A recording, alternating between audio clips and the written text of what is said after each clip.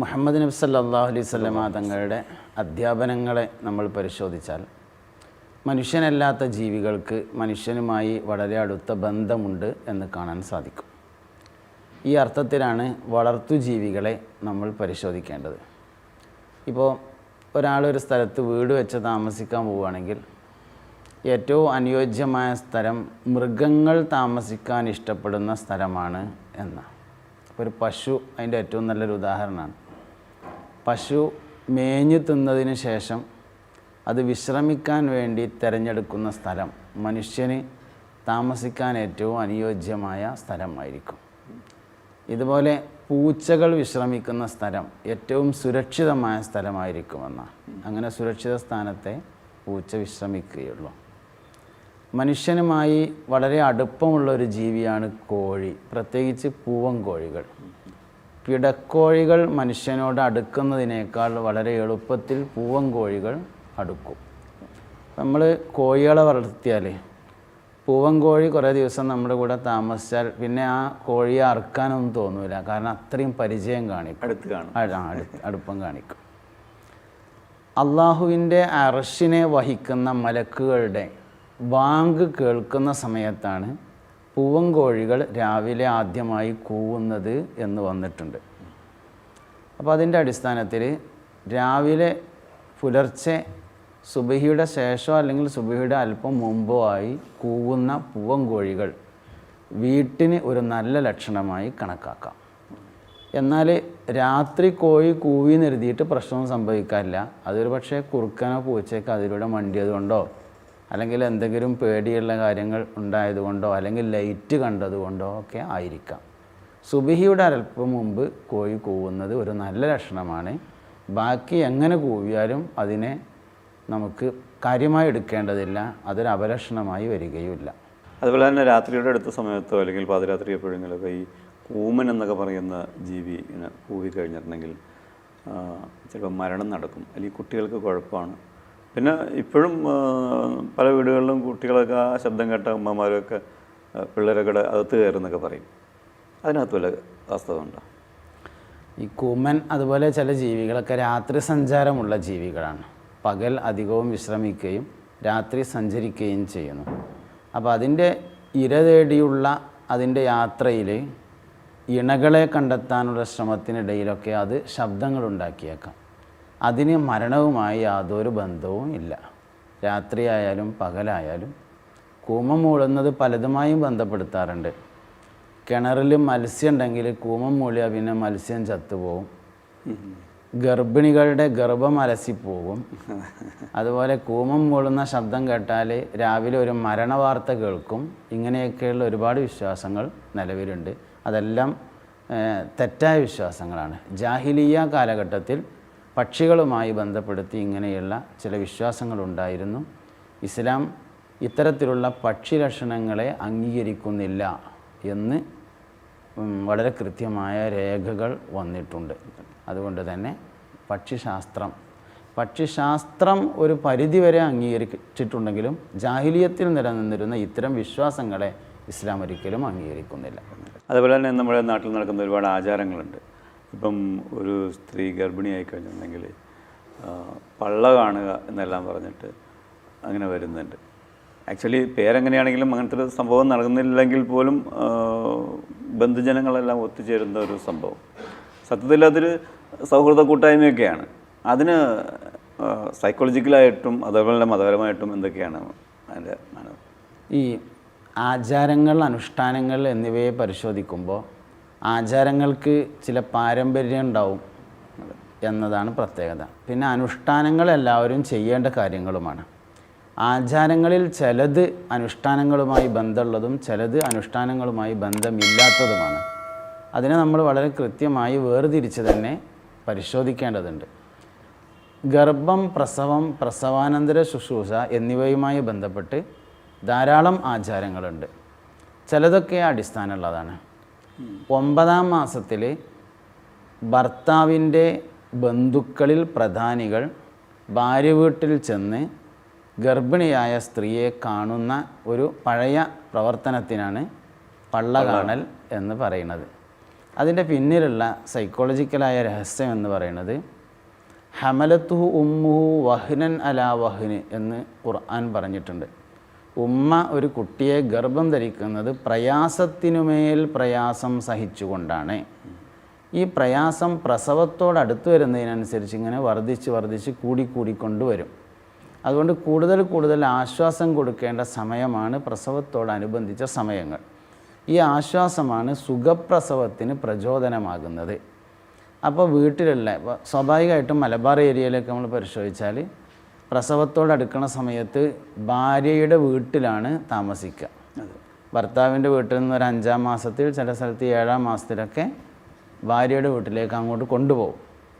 പിന്നെ അവിടെയാണ് താമസമുള്ളത്.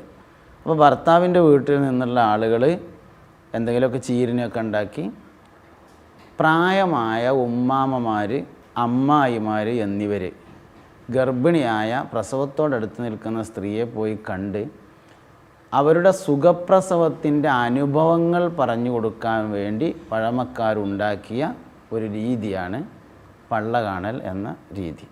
പേര് അതാണെങ്കിലും പരിപാടികൾ നടക്കേണ്ട കാര്യം ഇതാണ്. അപ്പോൾ അങ്ങനെ ഒരർത്ഥത്തിൽ അത് നടക്കുകയാണെങ്കിൽ ബുദ്ധിമുട്ടൊന്നുമില്ല, നല്ല കാര്യമാണ്, ചെയ്യേണ്ടതുമാണ്. പിന്നെ സ്വാഭാവികമായിട്ടും ഒരു വീട്ടിൽ നിന്ന് മറ്റൊരു വീട്ടിലേക്ക് പോകുമ്പോൾ എന്തെങ്കിലുമൊക്കെ ചീരണി ഉണ്ടാക്കി കൊണ്ടുപോകും. ഒരു കാഴ്ച, അതൊരു നല്ല കാര്യമാണ്. ഇന്നിപ്പോൾ കാഴ്ച വലിയ സംഭവമാക്കി മാറ്റി അധികം വീട്ടിൽ നിന്ന് ഉണ്ടാക്കുന്നതും അല്ല കൊണ്ടുപോകുന്നത്, കടയിൽ നിന്ന് വാങ്ങിയതാണ്. ഇങ്ങനെ ഒരുപാട് മാറ്റങ്ങൾ അതിന് വന്നിട്ടുണ്ട്. എന്നാലും അതിന് നടക്കേണ്ട ഒരു പ്രവർത്തനം 10 പ്രസവിച്ചവർ 12 പ്രസവിച്ചവരൊക്കെയാണ് പോവുക. അപ്പോൾ അവരുടെ സുഖപ്രസവത്തിൻ്റെ അനുഭവങ്ങൾ പറഞ്ഞ് സുഖപ്രസവത്തിന് വേണ്ടിയുള്ള ഒരുക്കം ഉണ്ടാവാൻ ഈ ഗർഭിണിയായ സ്ത്രീയെ പ്രചോദിപ്പിക്കുക എന്നതാണ് ലക്ഷ്യം. ഇന്ന് നടക്കുന്നൊരു കാര്യം ചെന്നിട്ട് എല്ലാ പ്രയാസമുള്ള പ്രസവത്തെക്കുറിച്ചും വർണ്ണിച്ചു കൊടുക്കും. അവിടെ സിസേറിയനാണ്, മറ്റോടത്ത് ഓപ്പറേഷനാണ് എന്ന് പറഞ്ഞിട്ട്, ഇവിടെ 8-ാം മാസത്തിലാണ് എന്ന് പറഞ്ഞിട്ട്, അങ്ങനെ ഏതെങ്കിലും ഉണ്ടെങ്കിൽ അത് ഈ ഗർഭിണിയുടെ മുമ്പിൽ നിന്ന് മറച്ചു വെക്കുകയും സുഖപ്രസവങ്ങൾ ഏതെല്ലാം നടന്നിട്ടുണ്ടോ അതിൻ്റെ ലിസ്റ്റ് അവരുടെ മുമ്പിൽ അവതരിപ്പിക്കുകയാണ് യഥാർത്ഥത്തിൽ വേണ്ടത്. അപ്പോൾ ഇതിനൊരു നല്ല കർമ്മമായി കാണാം, പക്ഷെ അതിൻ്റെ ഉദ്ദേശത്തിൽ നിന്ന് തെറ്റിക്കരുത് എന്ന് മാത്രം. നമ്മളിപ്പോൾ പറഞ്ഞതുപോലെ ആശ്വാസത്തിന് വേണ്ടി ഉണ്ടാക്കിയ ചടങ്ങ് ഒരു പക്ഷേ മനസ്സമാധാനം കളയുന്ന രീതിയിൽ ഇതുപോലെ പ്രസവത്തിൻ്റെ കാര്യങ്ങളും ഓപ്പറേഷൻ്റെ കാര്യങ്ങളും പറയും. ഒപ്പം തന്നെ കൊണ്ടുചെന്ന ചീർണിയുടെയും പലഹാരത്തിൻ്റെയും ഇടയിലും അവിടെ ചെന്ന് സ്വീകരിക്കുമ്പോൾ ഉണ്ടാകുന്ന വേണ്ട പോലെ ഭർത്താവിൻ്റെ വീട്ടുകാർ സ്വീകരിച്ചതിൽ വന്ന പോരായ്മകളും എല്ലാമായിട്ട് തുടർ ദിവസങ്ങളിൽ മനസ്സമാധാനം കളയുന്ന രീതിയിലേക്കാണ് ഇന്നത്തെ പല ചടങ്ങുകളുമായി പോകുന്നത്. തീർച്ചയായും അതെന്തുകൊണ്ട് വിമർശിക്കപ്പെടേണ്ടതാണ്. അതായത് ഈ പകരം വീട്ടാൻ ഗർഭം ഉണ്ടാവട്ടെ എന്ന് കരുതി കാത്തു നിൽക്കുന്ന ഭർത്തൃ വീട്ടുകാർ പലയിടത്തും വലിയൊരു തലവേദനയാണ്. എന്തെങ്കിലുമൊക്കെ പെങ്ങളെ കെട്ടിച്ചപ്പോഴൊക്കെ ഉണ്ടായ ചില അസ്വസ്ഥതകൾക്കൊക്കെ പകരം തീർക്കാൻ എല്ലാവർക്കും അവസരം വരുമല്ലോ എന്ന് പറഞ്ഞിട്ട് ഗർഭം വരെ കാത്തു നിൽക്കുന്നു. അങ്ങനെ ഗർഭം മുതൽ പ്രസവവും പ്രസവത്തിന് ശേഷം ഒരു 90 ദിവസമൊക്കെ കഴിയുന്നത് വരേക്കും ഇതിൻ്റെ പകരം വീട്ടലുകളാണ് പലപ്പോഴും നടക്കാറുള്ളത്. അതൊരു ദൗർഭാഗ്യകരമായ കാര്യമാണ്. അപ്പോൾ നമ്മൾ നേരത്തെ പറഞ്ഞ പ്രയാസത്തിന് മേൽ പ്രയാസം അനുഭവിക്കുന്ന അവിടെ അവർക്ക് വീണ്ടും പ്രയാസമാകും. ഈ പരിപാടി വീണ്ടും എളുപ്പാക്കാനാണ് ചെല്ലണത്, അത് വീണ്ടും പ്രയാസാക്കി മാറ്റുന്ന തരത്തിലേക്ക് മാറും. ഇതുമായി ബന്ധപ്പെട്ട് തന്നെയാണ് വയറ്റ് നേർച്ച എന്നൊക്കെ പറഞ്ഞിട്ടൊരു തപ്പാത്തി, അങ്ങനെ എന്തൊക്കെ പറഞ്ഞിട്ട് പല നാട്ടിൽ പ്രാദേശികമായും മാറ്റങ്ങളുണ്ടാകാം. എന്താണ് ഈ വയറ്റ് നേർച്ച? അത് ഇസ്ലാമികമായി എങ്ങനെയാണെന്നുള്ളതാണ് നമുക്കറിയാം. കേരളത്തിൻ്റെ എല്ലാ ഭാഗങ്ങളിലും നിലവിലുള്ളതല്ല അത്. ചില ഭാഗങ്ങളിൽ മാത്രമാണ് വയറ്റ് നേർച്ച എന്നൊരു പരിപാടി ഉള്ളത്. അത് നേരത്തെ പറഞ്ഞതുപോലെ 8 മാസത്തിന് ശേഷം, ഗർഭം 8 മാസം തികഞ്ഞതിന് ശേഷം പ്രത്യേകമായ പലഹാരങ്ങൾ അല്ലെങ്കിൽ പായസങ്ങൾ എന്തെങ്കിലുമൊക്കെ ഉണ്ടാക്കിയിട്ട് അത് പള്ളിയിലേക്ക് കൊടുത്തയക്കും. എന്നിട്ട് അവിടെ ഒരു ഫാത്തിഹ ഓതിയിട്ട് അത് വിതരണം ചെയ്യുന്ന ഒരു രീതിയാണ്. പ്രസവം എളുപ്പമാകാൻ വേണ്ടിയിട്ടും കുട്ടികൾ സാലിഹ്യങ്ങളാകാൻ വേണ്ടിയിട്ടും ഒക്കെ ചെയ്യുന്ന ഒരു നേർച്ച പരിപാടി. ഇതിന് ഫാത്തിഹ നേർച്ച എന്ന് ചില സ്ഥലത്ത് പേര് പറയും. പല പേരുകളിലാണ് അറിയപ്പെടുന്നത്. ഇവിടെ സുഖപ്രസവത്തിന് വേണ്ടി എന്തെങ്കിലും മധുരം ഉണ്ടാക്കി ആർക്കെങ്കിലും കൊടുക്കുന്നതിന് യഥാർത്ഥത്തിൽ വിരോധമല്ല. അത് പള്ളിയിലേക്ക് കൊടുത്തയക്കുന്നതിനും വിരോധമല്ല. പ്രസവം സുഖമാകാൻ വേണ്ടി ഫാത്തിഹ ഓതുന്നതിനും വിരോധമില്ല. പക്ഷേ ഇങ്ങനെ ഒരു നേർച്ച പരിപാടി യഥാർത്ഥത്തിൽ ഇസ്ലാമിലില്ല. ഇസ്ലാമികമല്ല. നേർച്ചയുണ്ട്, ഹദിയ ചെയ്യലുണ്ട്, ദാനധർമ്മങ്ങൾ നടത്തി ദുആ ചെയ്യലുണ്ട്, എല്ലാം ഉണ്ടെങ്കിലും ഗർഭവുമായി ബന്ധപ്പെട്ട് ഇങ്ങനെ ഒരു ആചാരം ഇസ്ലാമികമായി നമുക്ക് പ്രോത്സാഹിപ്പിക്കാൻ കഴിയില്ല. അതോടൊപ്പം ദാനധർമ്മങ്ങളും നേർച്ചകളും എല്ലാം നടക്കേണ്ടതുമാണ്. ഒരുപക്ഷെ ഈ ഹദിയ ചെയ്യുന്നത് കൊണ്ട്, പ്രാർത്ഥന കൊണ്ട്, ഫാത്തിഹ കൊണ്ട്, പ്രത്യേകിച്ച് പള്ളികളിലേക്കൊക്കെ കൊടുക്കുന്നത് കൊണ്ടൊക്കെ അതിൻ്റെ ഗുണമുണ്ടായേക്കാം. തീർച്ചയായും ഗുണമുണ്ടാവും. പക്ഷേ ഇത് ഇസ്ലാമികമായി ഇതിന് ഹദീസിലോ അതിൻ്റെയൊക്കെ പാരമ്പര്യമായി ഉള്ളതാണ് എന്ന രീതിയിൽ അങ്ങനെ ചെയ്യേണ്ടതില്ല എന്നാണ്. ഹജ്ജിന് പോണ സമയത്ത് പെരയിൽ കുറച്ച് ഭക്ഷണമൊക്കെ ഉണ്ടാക്കിയിട്ട് എല്ലാവരോടും വരാൻ പറയും. കുറച്ച് ബിരിയാണിയൊക്കെ വെക്കും, ഒരേ കുട്ടനൊക്കെ വാങ്ങി അറുത്തുങ്ങാണ്ട്, പറ്റാത്തവർക്ക് കോഴി ഉണ്ടാവും, പറ്റാത്തവർക്ക് കുറച്ച് നാടൻ ചോറുണ്ടാവും, ശേഷം നുറുക്ക് മീനൊക്കെ വാങ്ങിയാണ്ട് പൊരിച്ചങ്ങാണ്ട് ഒക്കെ കൊടുത്തുങ്ങാണ്ട് ഒരു പരിപാടി നടത്തും. എന്തേ? ആചാരമാണ്. എന്താ അതിൻ്റെ പിന്നിലുള്ളത്? ഹജ്ജിന് പോകുമ്പോൾ എല്ലാവരോടും യാത്ര പറയണമെന്ന അനുഷ്ഠാനമാണ് അതിൻ്റെ പിന്നിലുള്ളത്. അനുഷ്ഠാനങ്ങൾക്ക് വ്യത്യാസമുണ്ട് കേട്ടോ, വ്യത്യാസമുണ്ട്. ഹജ്ജിന് പോകുമ്പോൾ എല്ലാവരും, പോകുന്ന ആൾ എല്ലാവരെയും കണ്ട് യാത്ര പറഞ്ഞാണ് പോകേണ്ടത്. കഴിഞ്ഞു വന്ന ആൾ എല്ലാവരും അനുമോദിക്കാനും ദുആ ചെയ്യിക്കാനും അങ്ങോട്ട് ചെല്ലലാണ് വേണ്ടത്. വ്യത്യാസങ്ങളുണ്ടാവും. നിനക്ക് ബാക്കിൽ അനുഷ്ഠാനങ്ങളുണ്ടാവും. ആ അനുഷ്ഠാനങ്ങൾക്കനുസരിച്ചുള്ള ആചാരങ്ങളുണ്ടാവും. ആചാരങ്ങൾ പ്രാദേശികമായ വ്യത്യാസം ഉണ്ടാവും, അനുഷ്ഠാനം എല്ലായിടത്തും ഒരേമാതിരി ഇക്കാരം. ഇതാണ് സംഗതി. അപ്പോൾ ഇത് രണ്ടും വേണം. ആചാരങ്ങളെയും അനുഷ്ഠാനങ്ങളെയും കൊണ്ടുവരണം. എല്ലാ കാര്യങ്ങളും വളരെ രസകരമാണ്, ആനന്ദകരമാണ്, വേണമെന്നിരുത്തിയാൽ നടക്കുന്നതാണ്. അതുകൊണ്ട് ഈമാൻ്റെ രസം കിട്ടണമെങ്കിൽ മൂന്നാമതായി മുസ്തഫായ നബി സല്ലല്ലാഹു അലൈഹി വസല്ലമയെ നബിയും റസൂലുമായി ഇഷ്ടപ്പെടണം. ആ 11 കല്യാണം കഴിച്ച നബിതങ്ങളെ ഇഷ്ടപ്പെടണം. എന്താ അപ്പം അങ്ങനെയൊക്കെ ആയാൽ കാട്ടുക? 11 കല്യാണം കഴിച്ചിട്ടുണ്ട്, അംഗീകരിക്കല്ലാതെ ഇപ്പം എന്താ കാട്ടുക എന്നൊന്നും പറഞ്ഞാൽ ഒരു രസവും ഉണ്ടാവില്ല. കാരണം എന്താ? ഓൻ അംഗീകരിച്ചു, പക്ഷേ ഇഷ്ടപ്പെട്ട് അംഗീകരിച്ചതല്ല. ഇഷ്ടപ്പെടണമെങ്കിൽ അതിൻ്റെ രഹസ്യങ്ങളെക്കുറിച്ച് പഠിക്കണം. നബി സല്ലല്ലാഹു അലൈഹി വസല്ലം തങ്ങൾക്ക് ഒരുപാട് പ്രത്യേകതകളുണ്ട്. വെറും 11 പെണ്ണിട്ട എന്നുള്ള പ്രത്യേകത മാത്രമൊന്നുമല്ല. ഞമ്മക്ക് എല്ലാവർക്കും തഹജ്ജുദ് നിസ്കാരം സുന്നത്താണ്. രാത്രി ഇശ കഴിഞ്ഞ് സുന്നത്ത് കഴിഞ്ഞ് ഒന്ന് ഉറങ്ങി നീച്ചിട്ട് തഹജ്ജുദ് നിസ്കരിക്കൽ ഞമ്മക്ക് സുന്നത്താണ്. മുഹമ്മദ് നബിക്ക് തഹജ്ജുദ് നിസ്കാരം നിർബന്ധമാണ് സല്ലല്ലാഹു അലൈഹി വസല്ലം. ഫർദ് നിസ്കാരം നിർബന്ധമാകുന്നതിന് മുമ്പ് നബി സല്ലല്ലാഹു അലൈഹി വസല്ലം തങ്ങൾക്ക് അല്ലാഹു തആല തഹജ്ജുദ് നിസ്കാരം നിർബന്ധമാക്കിയിട്ടുണ്ട്. ഒരു പ്രത്യേകത മാത്രമൊന്നുമല്ല, കുറേ പ്രത്യേകത ഉണ്ട്.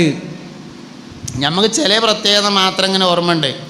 നമുക്കൊരു നമ്മളൊരു പെണ്ണിട്ടി, ഓളും നമ്മളും തീരെ യോജിച്ച് പോകണില്ല എന്ന് വിചാരിക്കുക. എന്നുവെച്ചാൽ എൻ്റെ അടുക്ക് പോയിക്കോട്ടോ എന്ന് പറഞ്ഞാൽ തൊലാക്കുകയല്ല. പക്ഷേ നബി തങ്ങൾക്ക് സല്ലല്ലാഹു അലൈഹി വസല്ലം വിവാഹം ചെയ്ത ഒരു സ്ത്രീയെ തൊലാക്ക് ചെല്ലാൻ പാടില്ല, ഹറാമാണ്. നമ്മളൊരു കാര്യം മാത്രമാണ് പ്രത്യേകതയായിട്ട് പഠിച്ചത്. മുസ്തഫാ നബി സല്ലല്ലാഹു അലൈഹി വസല്ലം തങ്ങൾക്ക് ഒരുപാട് പ്രത്യേകത ഉണ്ട്. നമ്മളൊക്കെ മരിച്ചാലേ സ്വത്തിൽ മക്കൾക്ക് അനന്തരം ഉണ്ടാവും. മുഹമ്മദ് നബിയുടെ സ്വത്തിൽ അനന്തരാവകാശമില്ല. നഹ്നു മആശിറൽ അംബിയാ ഇലാ നൂറസു ഹബീബുനാ റസൂലുള്ളാഹി സല്ലല്ലാഹു അലൈഹി വസല്ലം പറഞ്ഞു, നമ്മൾ മരിച്ചാൽ സ്വത്തിൽ മക്കൾക്ക് അനന്തരം ഉണ്ടാവും. എന്നാൽ മുഹമ്മദ് നബി സല്ലല്ലാഹു അലൈഹി വസല്ലം തങ്ങളുടെ സ്വത്തിൽ കുടുംബത്തിന്, മക്കൾക്കും ഭാര്യമാർക്കും അനന്തരമില്ല. അമ്പിയാക്കളുടെ ഒന്നും സ്വത്തിൽ അനന്തരമില്ല, മക്കൾക്ക് അനന്തരമില്ല. അപ്പോൾ ഒരു പ്രത്യേകത മാത്രം പഠിച്ചാൽ പോരാ, പ്രത്യേകത പഠിക്കുമ്പോൾ എല്ലാം പഠിക്കണം. അപ്പോഴേ മനസ്സിലാവുള്ളൂ. എല്ലാ ആളുകൾക്കും യുദ്ധത്തിൽ നിന്ന് പരാജയപ്പെടും എന്ന് തോന്നിയാൽ പിന്തിരിഞ്ഞോടാം. പക്ഷേ നബിതങ്ങൾക്ക് പിന്തിരിഞ്ഞോടാൻ പാടില്ല. ഒരാൾക്കാർ യുദ്ധത്തിന് പോയി, 100 ആൾക്കാർ യുദ്ധത്തിന് പോയി. ഇസ്ലാമിക രാഷ്ട്രത്തിൽ നമ്മളെ നാട്ടിലെല്ലാം കച്ചറ ഉണ്ടാക്കണ്ട. യുദ്ധത്തിന് പോയി എന്ന് വിചാരിക്കുക, 100 പട്ടാളക്കാർ. ഒരു 20,000 പട്ടാളക്കാർ അപ്പുറത്തുനിന്ന് ഇങ്ങോട്ട് വരുന്നുണ്ട്. എല്ലാവരും കൂടി തോണ്ടി തിന്നുമെന്ന് ഉറപ്പായാലേ മുസ്ലിങ്ങളായ 2200 പട്ടാളക്കാർക്ക് പിന്തിരിഞ്ഞോടാവുന്നതാണ്. പക്ഷെ മുഹമ്മദ് നബിക്ക് ഓടാൻ പാടില്ല സല്ലല്ലാഹു അലൈഹി വസല്ലം. ഒരു പ്രത്യേകത മാത്രം പഠിച്ചാൽ പറ്റൂല. നമുക്ക് ആകെ നബി തങ്ങളുടെ ഒരു പ്രത്യേകത അറിയും, 11 കല്യാണം കഴിക്കാൻ പറ്റും, നമുക്ക് 4 പറ്റുള്ളൂ. 1 മാത്രം പഠിച്ചാൽ പോരാ, എല്ലാതും പഠിക്കണം. അപ്പോൾ കിട്ടും സംഗതി. അപ്പം നമുക്ക് അതിൻ്റെ രഹസ്യം എന്താണ്? അങ്ങനെ എന്നാൽ പിന്നെ ആയിക്കോട്ടെ എന്ന് തോന്നും. വിമർശകന്മാർ പറഞ്ഞേട്ടാ തോന്നും നബി തങ്ങളോട് 11 പെണ്ണും ബാക്കിയുള്ളവരോട് 4 പെണ്ണും കെട്ടാൻ പറഞ്ഞതാണ് എന്ന്. അങ്ങനെയല്ല, 400 പെണ്ണ് കെട്ടിയുന്ന കാലത്താണ് നബി തങ്ങൾ വരുന്നത്. 25 ഭാര്യമാർ, 30 ഭാര്യമാർ, ചെല്ലുന്നിടത്തൊക്കെ പെണ്ണുങ്ങൾ.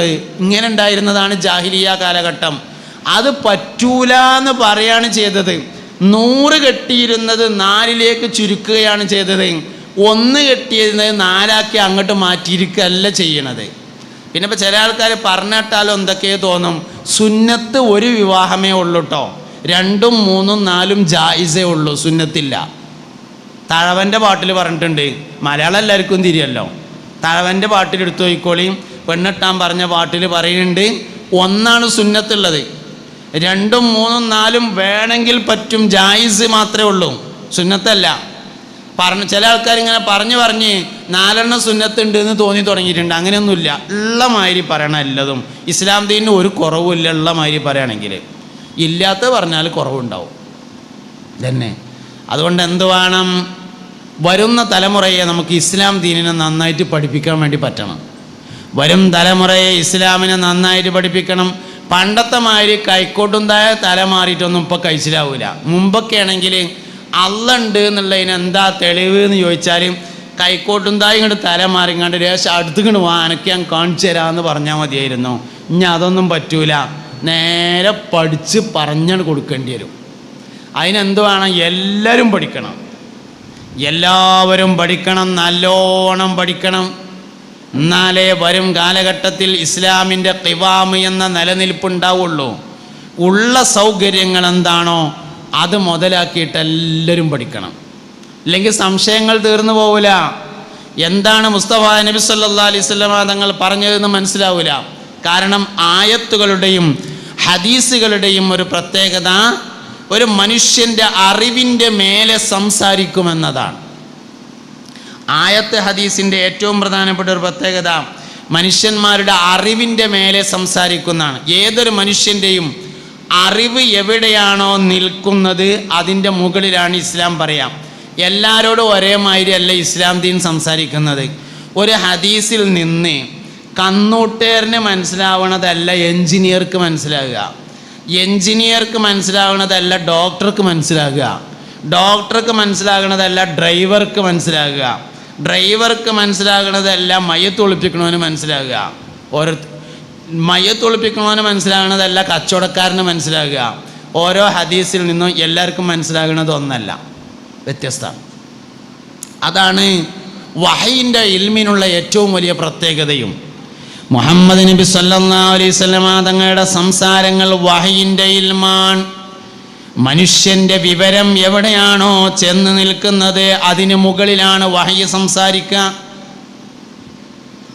എല്ലാ 2022 ഇങ്ങോട്ട് നോക്കിയാലേ ബാക്കി പറയുള്ളൂ, അല്ലെങ്കിൽ 2022 എന്ന് പറഞ്ഞാണ്ടിരിക്കും.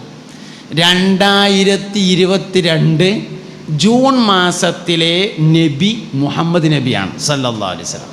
അതുകൊണ്ട് മുഹമ്മദ് നബി പറയുന്ന വാക്ക് ഇന്ന് പറഞ്ഞ മാതിരി ഉണ്ടാവണം.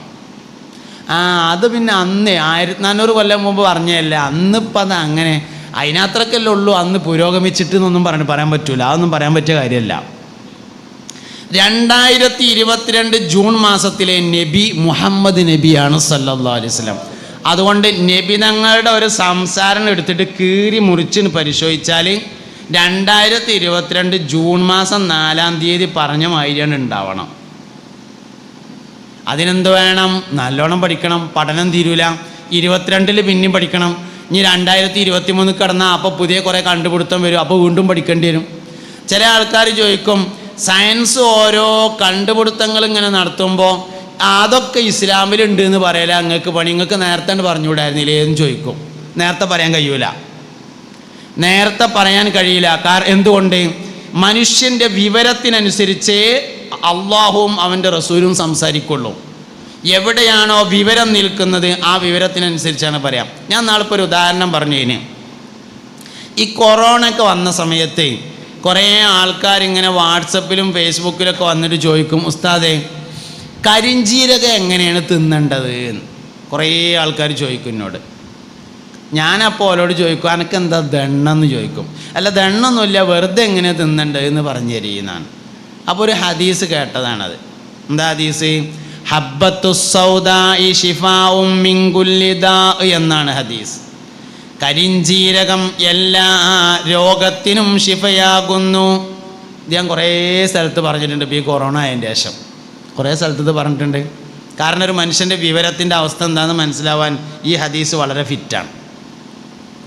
ഹബ്ബത്തുസ്സൗദായി കരിഞ്ജീരകം ശിഫാഉൻ ശമനമാണ്, മിൻ കുല്ലി ദാഇൻ എല്ലാ അസുഖത്തിനും എന്ന് ഹദീസിൽ പറഞ്ഞിട്ടുണ്ട്. അപ്പോൾ കരിഞ്ജീരകം എങ്ങനെ തിന്നുക എന്ന് തീരുമാനിക്കുന്നതിന് മുമ്പ് എന്താ ദണ്ണെന്ന് ആദ്യം തീരുമാനമാവണം. കരിഞ്ജീരകം എല്ലാ ദണ്ണത്തിനും മരുന്നാണ് എന്ന് പറഞ്ഞാൽ മരുന്നാരെങ്കിലും വെറുതെ എന്തെങ്കിലുണ്ടോ? പാരസിറ്റാമോൾ മിക്കവാറും ദണ്ണത്തിനൊക്കെ പറ്റുമല്ലോ. എന്നാൽ നമ്മൾ ഒരാവശ്യമില്ലാതെ പാരസിറ്റാമോൾ ഇങ്ങനെ കുടിച്ചോ? ഇല്ലല്ലോ. ദണ്ണ ഉണ്ടെങ്കിലല്ലേ കുടിക്കുള്ളൂ. അപ്പോൾ കരിഞ്ജീരകം തിന്നണമെങ്കിൽ ആദ്യം എന്ത് തീരുമാനമാവണം? ഇതെന്താ പറയാൻ കാരണം വെച്ചാൽ ഏറ്റവും ആധുനികമായ പഠനത്തിൽ വന്നിട്ടുള്ളത് കരിഞ്ജീരകം ധാരാളമായി കഴിച്ചാൽ കിഡ്നി ഫെയിലിയർ ആകുമെന്നാണ്. ഏറ്റവും പുതിയ പഠനം കരിഞ്ജീരകം ധാരാളം കഴിച്ചാൽ കിഡ്നി ഫെയിലിയർ ആവും, കിഡ്നിക്ക് തകരാറ് സംഭവിക്കും, മൂത്ര സംബന്ധമായ പ്രശ്നം ഉണ്ടാവും എന്നാണ് ഏറ്റവും ആധുനികമായ പുതിയ പഠനം വന്നത്. അപ്പോൾ സ്വാഭാവികമായിട്ടും ഈ ഹദീസിൻ്റെ കാര്യത്തിൽ ഒരു സംശയം ഉണ്ടാവും. നബി സല്ലല്ലാഹു അലൈഹി വസല്ലം തങ്ങൾ കരിഞ്ജീരകം തിന്നാൻ പറഞ്ഞില്ലേ, പിന്നെ എങ്ങനെ ഇപ്പം ഉണ്ടാവുക? നബി തങ്ങൾ കരിഞ്ജീരകം തിന്നാൻ പറഞ്ഞിട്ടില്ല. ഒന്ന് ഹബ്ബത്തുസ്സൗദായി ശിഫാഉൻ മിൻ കുല്ലി ദാ, കരിഞ്ജീരകം ദണ്ണത്തിന് ശിഫയാണ് എന്നാ പറഞ്ഞത്. രാവിലെ പൈസനേന് തിന്നാൻ പറ്റുന്നല്ലോ പറഞ്ഞത്. അങ്ങനെയാണോ പറഞ്ഞത്? ദണ്ണത്തിന് ശിഫയാണെന്ന് പറഞ്ഞാൽ ആദ്യം ഏത് തീരുമാനമാകണം? ദണ്ണുണ്ട് എന്ന് തീരുമാനമായാലേ തിന്നാൻ പറ്റുള്ളൂ. ഇനി രണ്ടാമതൊന്നുണ്ട്, ഇതിൽ പറഞ്ഞ എന്താ നിങ്ങൾ? ഹബ്ബത്തുസ്സൗദാഇ കരിഞ്ജീരകം ഷിഫാഉൻ ശമനമാണ്, മിൻ കുല്ലി ദാഇൻ എല്ലാ ദണ്ണത്തിനും ശമനമാണ് എന്ന് പറഞ്ഞാൽ തിന്നാന്ന് കിട്ടൂല, മരുന്നാണെന്നല്ലേ കിട്ടുള്ളൂ. മനസ്സിലായില്ല? ഉംറക്ക് പോയവരുണ്ടാവുമല്ലോ, ഹജ്ജിന് പോയവരുണ്ടാവുമല്ലോ, വിസിറ്റിങ്ങിന് പോയവർ ഏതായാലും ഉണ്ടാവുമല്ലോ, റെസിഡൻസ് വിസ ഉള്ളവരുണ്ടാവുമല്ലോ. ഈ ഹദീസിൽ തിന്നാനുള്ള വാക്കെന്ന് പറഞ്ഞെന്നാണ് ഹബ്ബത്തുസ്സൗദാഇ കരിഞ്ജീരകം ഷിഫാഉൻ ശമനമാണ്, മിൻ തൊട്ട്, കുല്ലി എല്ലാ, ദാഇൻ രോഗം. എവിടെ തീറ്റ? തിന്നാനുള്ള അറബി വാക്ക് അത്യാവശ്യം ഗൾഫിൽ പോയാൽ എല്ലാവർക്കും അറിയണം, അല്ലെങ്കിൽ തിന്നാൻ കിട്ടൂലല്ലോ. നാട്ടിലിപ്പോൾ തിന്നാൻ കിട്ടണമെങ്കിൽ ഹിന്ദി അറിയണം, അല്ലെങ്കിൽ കിട്ടൂല. നമ്മളെ നാട്ടിലിപ്പോൾ തിന്നാൻ കിട്ടണമെങ്കിൽ ഹിന്ദി അറിയണം, അല്ലെങ്കിൽ ഹോട്ടലിൽ പോയിട്ട് മേപ്പിട്ട് വെക്കേണ്ടി വരും. ഒരു രക്ഷയില്ല. ഗൾഫ് പോയാൽ തിന്നാൻ കിട്ടണമെങ്കിൽ ഇപ്പം അവിടെ ഇപ്പോൾ ഹിന്ദി അറിഞ്ഞാൽ മതി എന്നായിട്ടുണ്ട്. എന്നാലിപ്പോൾ ഒരു അത്യാവശ്യം അറബി എല്ലാവർക്കും അറിയാമല്ലോ. തിന്നാനുള്ള വാക്കൊന്ന് പറയും എല്ലാവരും. അതിലില്ല, അതിൽ തിന്നാൻ പറഞ്ഞിട്ടില്ല. അപ്പം ഞാൻ അല്ലെങ്കിൽ മരുന്നൊക്കെ തിന്നലല്ലോ, ഓയിൽമെൻറ്റ് തിന്നലുണ്ടോ? ഓയിൽമെൻറ്റ് തിന്നൂലല്ലോ, അത് മരുന്നല്ലേ. മരുന്ന് പറഞ്ഞാൽ തിന്നാനുള്ളതെന്നാ കുയിനകത്തിന് ഒറ്റീസിൻ്റെ ഒരു മരുന്നുണ്ട്, അതാരെങ്കിലും തിന്നോ? ഇല്ല. അത് ശർക്കരയും പിന്നെ ചുണ്ണാമ്പും കൂടിയും കൂട്ടിയതാണ്. പക്ഷേ തിന്നാൻ പറ്റൂല ആ സാധനം. അത് പൊള്ള് ആയതുകൊണ്ടാണ് കുയിനകം മാറുന്നത്. അത് നാവും ഒറ്റിച്ച് ഒരു തുള്ളി വീതം 2 നേരം കുയിനകത്തിന് പറ്റൂല. മരുന്ന് തിന്നാനുള്ളതല്ല.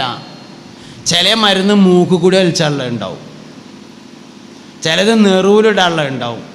പിരാന്തിനുണ്ടൊരു മരുന്നൊരു തൈലം, അത് തിന്നാനുള്ളതല്ല, അത് നെറുവിലിടലാണ്. കൊട്ടൻ ചുക്കാതി എണ്ണ, അത് തലേ തേക്കാണ് വേണ്ടത്, തിന്നാൻ പറ്റൂല. എല്ലാവും തിന്നാനുള്ളതല്ല. ഈ ഹദീസിൽ തിന്നാനോട്ട് പറഞ്ഞിട്ടുമില്ല. അപ്പം എന്തേ? അപ്പം നമ്മളെന്തുവാണെന്ന് വെച്ചാൽ പഠിച്ചാൽ തീരൂല. ഇസ്ലാം ദീന്, നബിതങ്ങളുടെ ഹദീസുകൾ, തിരുവചനങ്ങൾ, പരിശുദ്ധ ഖുർആൻ്റെ ആയത്തുകൾ എന്നും പഠിച്ചുകൊണ്ടേയിരിക്കണം. മനുഷ്യൻ്റെ വിവരത്തിന് മുകളിൽ അത് സംസാരിച്ചു കൊണ്ടിരിക്കും. എവിടെയാണോ വിവരമെത്തിയത് ആ വിവരത്തിൻ്റെ മേലെ സംസാരിക്കും. പിന്നെ ഹദീസുകൾക്കൊരു പ്രത്യേകത എന്താ വെച്ചാൽ, ഒരു ഹദീസിൽ ഒരാൾക്കൊരു സംശയം തോന്നിയാൽ അതേ ഹദീസ് തന്നെ ഒന്നുകൂടിയും പഠിച്ചാൽ ആ സംശയം തീരും. കാരണം അത് വഹയിൻ്റെ ഇൽമാണ്. ഒരു ഹദീസിനെ കുറിച്ചൊരു സംശയം തോന്നിയാൽ അതേ ഹദീസ് ഒന്നുകൂടി പഠിച്ചാൽ മതി. സുർക്ക നല്ല കൂട്ടാനാണ് എന്ന് നബി സല്ലല്ലാഹു അലൈഹി വസല്ലമ തങ്ങൾ പറഞ്ഞു. പക്ഷേ എനിക്ക് സുർക്ക തിന്നിട്ട് വെള്ളപോക്കിൻ്റെ അസുഖം വളരെ കൂടുതലാണ്, ഞാൻ പിന്നെ ഒരു സുന്നത്തായിക്കോട്ടെ എന്ന് എഴുതിക്കാണ്ട് സുർക്ക കൂട്ടലാണ്, പക്ഷെ ഭയങ്കര അസ്ഥിയുരുക്കത്തിൻ്റെ പ്രശ്നമാണ് എന്ന് പറഞ്ഞു നാളൊരു പെണ്ണ്. സുർക്ക നല്ല കൂട്ടാനാണെന്ന് പറഞ്ഞോ? നിഅമൽ ഉദുമു അൽ ഖല്ലു എന്ന് നബി സല്ലല്ലാഹു അലൈഹി വസല്ലം പറഞ്ഞിട്ടുണ്ട്. സുർക്ക നല്ല കൂട്ടാനാണ്. പക്ഷെ എപ്പോഴാണ് പറഞ്ഞത്? ഒരു ദിവസം വീട്ടിലേക്ക് ചെന്നു. ആയിഷ ബീവിനോട് ചോദിച്ചു, ആയിഷ വല്ലാതെ പൈച്ചുണ്ട്, ഇവിടെ എന്തേലും ഉണ്ടോ ചോദിച്ചു. അതിൽ പറഞ്ഞു ഇവിടെ ഉണക്ക റൊട്ടിയാണുള്ളത് എന്ന് പറഞ്ഞു. അതിൽ പറഞ്ഞു ആ റൊട്ടി നല്ലതാണ് കൊണ്ടുവരാറ്. ഇതിക്ക് എന്തേലും കൂട്ടാണ്ടോ എന്ന് ചോദിച്ചു. അതിൽ പറഞ്ഞു സുർക്കല്ലാതെ വേറെ കൂട്ടാനൊന്നുമില്ല എന്ന് പറഞ്ഞപ്പോൾ പറഞ്ഞു എന്ത്? നിഅമൽ ഉദുമു അൽ ഖല്ലു, സുർക്ക നല്ല കൂട്ടാനാണ് കൊണ്ടുവരേന്ന് പറഞ്ഞാൽ എന്താ അതിൻ്റെ അർത്ഥം? വേറെ ഒന്നുമില്ലെങ്കിൽ അച്ചാറ് എന്നാണ് ആ പറഞ്ഞതിൻ്റെ അർത്ഥം. ഇത് തിരിഞ്ഞില്ലെങ്കിൽ രാവിലെ ഉച്ചക്കും വൈകുന്നേരവും സുർക്കേണ്ട തിന്നുങ്ങാണ്ട് അവസാനം വെള്ളപോക്കാന്ന് പറഞ്ഞാണ്ട് ഹദീസിനെ കുറ്റം പറഞ്ഞിട്ട് കാര്യം ഉണ്ടാവില്ല. ഹദീസ് നല്ലോണം പഠിക്കണം, എന്നാലേ മനസ്സിലാവുള്ളൂ. അതിനെന്താ പറ്റിയെന്ന് വെച്ചാൽ അപ്പോഴേക്ക് 2 സർട്ടിഫിക്കറ്റ് കിട്ടിയിട്ടുണ്ടാവും. ഒന്ന് 5ാം ക്ലാസ്സിലെ സർട്ടിഫിക്കറ്റും ഒന്ന് 7ലെ സർട്ടിഫിക്കറ്റും. ഉസ്താദന്മാരാണെങ്കിൽ അത് ഫ്രെയിം ചെയ്തിട്ട് റബീഉൽ അവ്വൽ 12-ന് അന്ന് സ്റ്റേജിൽ വെച്ച് തരും ചെയ്യും. ഇനിയിപ്പോൾ അത്യാവശ്യം പുതിയാപ്പിള വരുമ്പോൾ ഡേറ്റ് ഓഫ് ബർത്ത് കാണാൻ അതാണ് കൊണ്ടുപോയി തൂക്കിയാൽ മതിയാകും എന്നൊരു തോന്നലുള്ളതുകൊണ്ട് നമ്മളാരും അതിൻ്റെ അപ്പുറത്തേക്കുള്ള സർട്ടിഫിക്കറ്റിനെ പറ്റി ആലോചിക്കലുമില്ല. ദീനീ വിദ്യാഭ്യാസം സർട്ടിഫിക്കറ്റായി മാറിയിട്ടുണ്ട്. ദീനീ വിദ്യാഭ്യാസം എന്ന് പറഞ്ഞത് സർട്ടിഫിക്കറ്റായി മാറി. ഇതൊക്കെയാണ് പറ്റിയിട്ടുള്ള പ്രശ്നങ്ങൾ എന്ന് പറയുന്നത്. അതുകൊണ്ട് ദീന് നല്ലോണം പഠിക്കണം. ദുന്യാവ് എത്രയാ പഠിക്കണമെന്ന് വെച്ചാൽ അത്ര ദീനും പഠിക്കണം, എന്നാലേ നിലനിൽക്കാൻ വേണ്ടി പറ്റുള്ളൂ. ഇസ്ലാം ദീനിൽ ഏത് വിഷയങ്ങൾ പഠിച്ചാലും തീരും. പക്ഷേ പഠിച്ചാൽ തീരാത്ത ഒരു വിഷയം മാത്രമേ ഉണ്ടാവുള്ളൂ. അത് മുഹമ്മദ് നബി എന്ന സത്യമാണ് സല്ലല്ലാഹു അലൈഹി വസല്ലം. ഖുർആൻ പഠിച്ചാൽ തീരും, ഫിഖ് പഠിച്ചാൽ തീരും, ഹദീസ് പഠിച്ചാൽ തീരും. പഠിച്ചാൽ തീരാത്ത ഒന്ന് മാത്രമേ ഉള്ളത്, അത് മുഹമ്മദ് നബിയാണ് സല്ലല്ലാഹു അലൈഹി വസല്ലം. അത് പഠിച്ചാൽ തീരൂല. പഠിക്കണതിനനുസരിച്ച് കൂടും. 10 കൊല്ലം നബി സല്ലല്ലാഹു അലൈഹി വസല്ലം തങ്ങളെ നോക്കി നിന്ന സഹാബിയുണ്ട്, സയ്യിദുനാ അനസ് ഇബ്നു മാലിക് റളിയല്ലാഹു അൻഹു. 10 കൊല്ലം രാവിലെ വരും, നബി തങ്ങളങ്ങനെ നോക്കും. വൈകുന്നേരം പോകും, രാത്രി മുസ്തഫ നബി തങ്ങൾ കടന്നിട്ട് പോകും. പകലൊക്കെ നബി തങ്ങൾ കിടക്കുമ്പോൾ അള്ളാഹിൻ്റെ റസൂലിൻ്റെ തലയണയിൽ തന്നെ തല വെച്ചുകൊണ്ട് അനസ് ഇബ്നു മാലിക് റളിയല്ലാഹു അൻഹു കിടക്കാറുണ്ടായിരുന്നു. അത്രയും ചെറിയ കുട്ടിയായിരിക്കുന്ന സമയം മുതൽ 10 വർഷം നബി സല്ലല്ലാഹു അലൈഹി വസല്ലം തങ്ങളെ നോക്കി. 10ാമത്തെ കൊല്ലം മോത്തേക്ക് ഇങ്ങനെ നോക്കി നിന്നപ്പോൾ ഒരു ദിവസം നബി തങ്ങൾ ചോദിച്ചു, എത്തണ്ണിയപ്പം എൻ്റെ പൂതി, എന്താ ജിൻ്റെ മോത്തേക്ക് ഇങ്ങനെ നോക്കണെന്ന് ചോദിച്ചപ്പോൾ പറഞ്ഞു, അള്ളാഹിൻ്റെ റസൂലേ, ഞാൻ നിങ്ങളുടെ സൗന്ദര്യം ആസ്വദിക്കുകയാണ്, അത് ആസ്വദിച്ച് തീരുന്നില്ലല്ലോ എന്ന് പറഞ്ഞു. നമ്മളൊരു പെണ്ണിട്ടി കൊടുന്നു എന്ന് വിചാരിക്കുക. 19 വയസ്സായ ഒരു കുട്ടിനെ നോക്കിയാൽ തീരൂലേ? 20ാമത്തെ വയസ്സിൽ അത്ര തന്നെ നോക്കുമോ? 30-ൽ അത്ര തന്നെ നോക്കുമോ? 60-ൽ തിരിഞ്ഞു നോക്കുമോ? ഉണ്ടാവില്ല. ആസ്വദിക്കുന്നതിനനുസരിച്ച് കുറയും. നബി സല്ലല്ലാഹു അലൈഹി വസല്ലം തങ്ങളുടെ സൗന്ദര്യം ആസ്വദിക്കുന്നതിനനുസരിച്ച് കൂടും. പഠിച്ചാൽ തീരാത്ത ഒരു വിഷയം മാത്രമേ ഉള്ളൂ, അത് മുഹമ്മദ് നബിയാണ് സല്ലല്ലാഹു. അതുകൊണ്ട് എത്ര വിവരം ഉണ്ടെങ്കിലും നബി തങ്ങളെക്കുറിച്ച് സല്ലല്ലാഹു അലൈഹി വസല്ലമയെ തങ്ങളെക്കുറിച്ചുള്ള പഠനത്തെ അവസാനിപ്പിക്കാതിരിക്കുക. എപ്പോഴും നമ്മളെ പ്രസംഗങ്ങളും നമ്മുടെ ചിന്തകളും വായനകളും ഒക്കെ അതേക്കുറിച്ചായിരിക്കണം. ഇന്ത്യയിൽ ഏറ്റവും കൂടുതൽ പുസ്തകം ശേഖരിച്ച ഒരാളായിരുന്നു ഡോക്ടർ അല്ലാമ മുഹമ്മദ് ഇഖ്ബാൽ. ഇന്ത്യയിൽ ഏറ്റവും കൂടുതൽ പുസ്തകം ശേഖരിച്ച ഒരാളാണ്. അദ്ദേഹത്തിൻ്റെ ലൈബ്രറിയിൽ ഏറ്റവും കൂടുതൽ പുസ്തകം മുഹമ്മദ് നബി സല്ലല്ലാഹു അലൈഹി വസല്ലം തങ്ങളെക്കുറിച്ചായിരുന്നു. ശമ്പളത്തിന് ഒരാളെ വെച്ചിരുന്നു എന്നാണ്. ലൈബ്രറിയിലെ പുസ്തകങ്ങൾ ഇങ്ങനെ എപ്പോഴും എണ്ണി വെക്കുക. എന്നിട്ട് നബിതങ്ങളെക്കുറിച്ചുള്ള പുസ്തകങ്ങൾ ഏറെ ഇല്ല എന്ന് എപ്പോൾ തോന്നിയാലും അപ്പം മുഹമ്മദ് നബി സല്ലല്ലാഹു അലൈഹി വസല്ലം തങ്ങളെക്കുറിച്ചുള്ള പുതിയൊരു പുസ്തകം വാങ്ങിക്കൊടുത്തിട്ട് അതിൽ വെക്കണം എന്നതായിരുന്നു ഓർഡർ. വഫാത്തിൻ്റെ കുറച്ച് മുമ്പായിട്ട് ലൈബ്രറിയിലെ മൊത്തം പുസ്തകങ്ങളും ദാനം ചെയ്തു അല്ലാമ മുഹമ്മദ് ഇഖ്ബാൽ. മകനോട് പറഞ്ഞു, ഇനിയൊരു മുസാഫ് മാത്രം അവിടെ വെച്ചാൽ മതിയായിരുന്നു. അതിൽ മോൻ ചോദിച്ചു, വാപ്പ, നമ്മുടെ ലൈബ്രറിയിലെ ഏറ്റവും കൂടുതൽ പുസ്തകങ്ങൾ നബി സല്ലല്ലാഹു അലൈഹി വസല്ലം തങ്ങളെക്കുറിച്ചായിരിക്കണമെന്ന് നിങ്ങളെപ്പോഴും പറയാറില്ലേ? ഒരു മുസാഫ് മാത്രം ബാക്കിയാക്കിയാൽ ലൈബ്രറിയിലെ ഏറ്റവും കൂടുതൽ പുസ്തകങ്ങൾ എങ്ങനെ നബി തങ്ങളെക്കുറിച്ചാകുക എന്ന് ചോദിച്ചു. അപ്പോൾ വാപ്പ പറഞ്ഞു, അല്ലാമ ഇഖ്ബാൽ പറഞ്ഞു, പരിശുദ്ധമായ ഖുർആൻ മുഴുവനും മുഹമ്മദ് നബിയാണ് എന്നെനിക്ക് ബോധ്യപ്പെട്ടു പറഞ്ഞു. ഖുർആൻ മുഴുവനും മുഹമ്മദ് നബിയാണ്. ഞമ്മക്കിങ്ങനെ തോന്നും ഖുർആൻ അല്ലാഹു തആല ഞമ്മക്ക് തന്നതാണ് എന്ന്. അല്ല, ഖുർആൻ അള്ളാഹു മുഹമ്മദ് നബിക്ക് കൊടുത്തതാണ്. സൂറത്തുൽ കഹ്ഫിൻ്റെ ആദ്യത്തിലുണ്ട്, വെള്ളിയാഴ്ച ഓതുന്ന സൂറത്ത്. അൽഹംദുലില്ലാഹില്ലദീ അൻസല അലാ അബ്ദിഹിൽ കിതാബ. എല്ലാവർക്കും ആണെങ്കിൽ ഇബാദിഹിൽ കിതാബ എന്നാ പറയാം. ഉംറ വിസക്ക് പോയവർക്ക് അടിക്കാം അറിയാം, അബ്ദ് എന്ന് പറഞ്ഞാൽ ഒരാളാണ്, ഇബാദ് എന്ന് പറഞ്ഞാലേ തോനാൾ ഉണ്ടാവുള്ളൂ എന്ന്. അൽഹംദുലില്ലാഹില്ലദീ അൻസല അലാ അബ്ദിഹിൽ കിതാബ, ഒരാൾക്ക് ഇറങ്ങിയതാണ് ഖുർആൻ. മദീനയിൽ അന്ത്യവിശ്രമം കൊള്ളുന്ന മുഹമ്മദ് നബിക്ക് ഇറങ്ങിയതാണ്. മുഹമ്മദ് നബി ഞമ്മക്ക് തന്നതാണ് സല്ലല്ലാഹു അലൈഹി വസല്ലം. ഖുർആൻ മുഴുവനും മുഹമ്മദ് നബിയാണ്.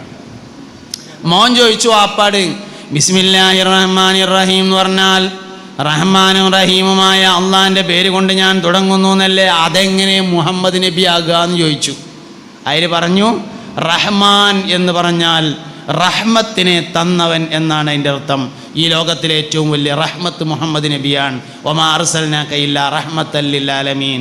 അതുകൊണ്ട് മുഹമ്മദ് നബിയാകുന്ന വലിയ റഹ്മത്തിനെ തന്ന അള്ളാഹിൻ്റെ പേര് കൊണ്ട് തുടങ്ങുന്നു എന്നാണ് അതിൻ്റെ അർത്ഥം. ബിസ്മി മുഹമ്മദ് നബിയാകുന്നു എന്ന് പറഞ്ഞു മുഹമ്മദ് ഇക്ബാൽ. അങ്ങനെ ഓരോ ആയത്തുകളെയും അദ്ദേഹം വിശദീകരിച്ചു. അതുകൊണ്ട് ഇസ്ലാമിൽ പഠിച്ചാൽ തീരാത്ത ഒരു വിഷയം മാത്രമേ ഉള്ളൂ, അത് മുഹമ്മദ് നബിയാണ് സല്ലല്ലാഹു അലൈഹി വസല്ലം. അത് വിശ്വാസത്തിൻ്റെ അടിസ്ഥാനവുമാണ്. അതാണ് വിശ്വാസത്തിൻ്റെ അടിസ്ഥാനം. മുഹമ്മദ് നബിനാണ് മനസ്സിലായില്ലെങ്കിൽ ഇസ്ലാം ദീനാണ് മനസ്സിലാവില്ല. ഈ ഉമ്മത്തിൽ ഏറ്റവും കൂടുതൽ തർക്കമുണ്ടാവാറുള്ളത് റബീഉൽ അവ്വലാണ്.